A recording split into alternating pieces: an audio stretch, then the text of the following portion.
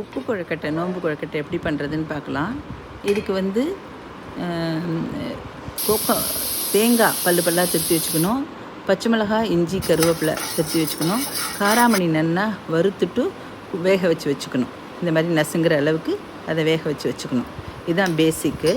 மாவு 1 கப்புக்கு 2.5 கப்பு தண்ணி. இல்பச்சட்டியில் கடுகு வறுத்துட்டு இஞ்சி, பச்சை மிளகாய், கருவேப்பிலை எல்லாத்தையும் போட்டு வதக்கிட்டு அதுக்கு 2.5 கப்பு ஜலம் விடணும்.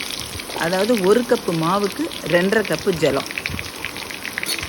1 கப்பு இல்லை லைட்டாக வறுத்துண்டாலும் வறுத்துக்கலாம், இல்லை வறுத்துக்காமல் பச்சை மாவாக இருந்தாலும் நல்லா தான் இருக்கும். உப்பு கொழுக்கட்டை, வெள்ளை கொழுக்கட்டை மட்டும்தான் வறுத்துக்கணும்.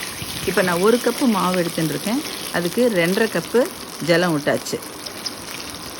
இந்த ஜலம் நல்லா பாயில் ஆகும்போது கொஞ்சோண்டு உப்பு, உங்களுக்கு உப்புக்கு வேணுங்கிற அளவு உப்பு போட்டுண்டு அதுக்கப்புறம் கொஞ்சம் பெருங்காயம், ஏற்கனவே பெருங்காயம் போட்டால் போட வேண்டாம்.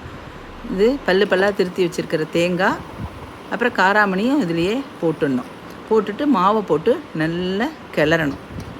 நல்லா கெட்டியாக வந்துடும். வந்தவுடனே மூடி வச்சுட்டு அதுக்கப்புறமா அதை வடையாக தட்டி நடுவில் ஹோல் போட்டு ஸ்டீம் பாயில் பண்ணி எடுத்துட்டால் உப்பு கொழுக்கட்டை ரெடி.